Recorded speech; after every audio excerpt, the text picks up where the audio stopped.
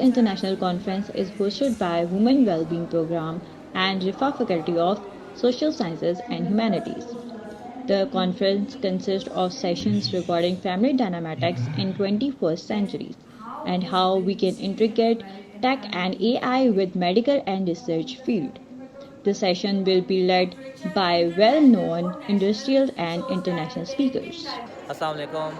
उम्मीद करता हूँ आप सब खैरियत से होंगे। मैंने आपको कॉन्फ्रेंस का बताया था, first international conference women wellbeing in the Riphah university Gulberg green campus, और मेरे साथ सुल्तान साहब है। और ये सारी जो कॉन्फ्रेंस की जो भी अरेंजमेंट है वो सारी चीज़ें वो तो सुल्तान साहब से थी।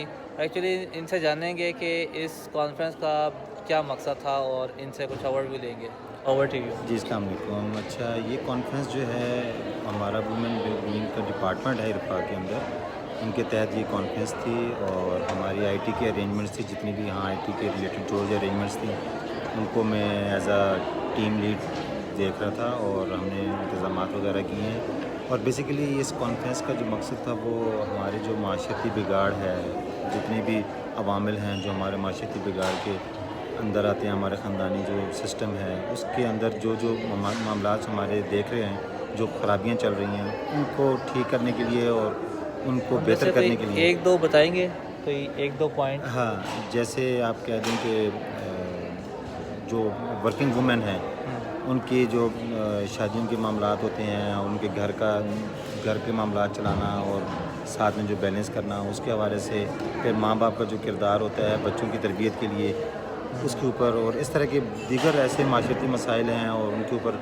बड़ी अच्छी डिस्कशन हुई है। हमारे 3 साइंटिफिक सेशंस हुए हैं, इनॉग्रल सेशन हुआ है, तो अभी हमारी क्लोजिंग सेरेमनी हुई है। बड़ा अच्छा लगा आज लड़कों के साथ काम करके और आप लोगों के साथ भी काम करके। Thank you. अच्छा, तो ये यहाँ पे ये करने का मकसद क्या था? मतलब यहाँ पे आप कोई एजुकेशन देना चाह रहे हैं वुमेन वेलबींग जी के बारे में? देखिए, हमारा ये जो डिपार्टमेंट है वुमेन वेलबींग का, बेसिकली इसका मकसद ही ये है कि जो ख़वातीन हैं, जो माशरे का एक अहम मकाम हासिल है, उनको एक अच्छा मकाम मिले जो हमारा इस्लाम, हमारा दीन हमें कहता है। उस हवाले से यहाँ पर जैसे कि नाम से आपको अंदाज़ा होता है वुमेन वेलबींग की, उनकी एक अच्छी जो आने वाली लड़कियाँ हैं जिनके आगे शादियाँ होंगी, जो आगे माशरे में एक मकाम पैदा करेंगी, उनकी तरबियत और उनके लिए एक अच्छा निज़ाम वज़ा करना। और इसके अलावा जितने भी डिपार्टमेंट्स हैं यहाँ रफ़ा के अंदर, जो जिस डिपार्टमेंट से ताल्लुक़ रखता है, उनको प्रोफेशनली और घर के जो